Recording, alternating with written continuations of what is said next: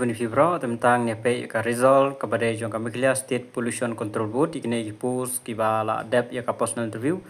The final result based on written examination and personal interview held on 13 June 2025. The following post conducted by the Kamiklia State Pollution Control Board is hereby declared. The name of the successful candidate recommended by the selection committee are as follow.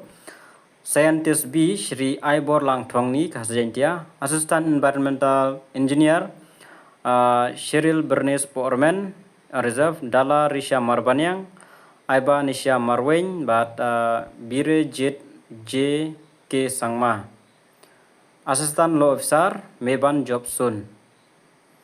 Then next, Nigini Postpan, Junior Accountant Shri Wanaki Rambai Khasjentia, and 2 Srimati Shelly Tanzania Armarak Garo category. Lower Division Assistant Panshai Borlang Nongsing or Reserve Menang Tei Kuparlang Thangyu Khasjentia and Dom Tesilbat Shira Garo category.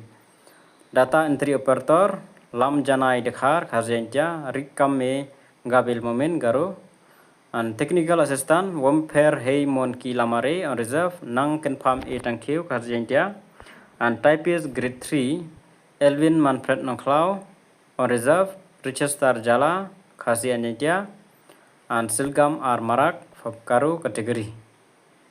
Tangine Higing Petip Fleshbone.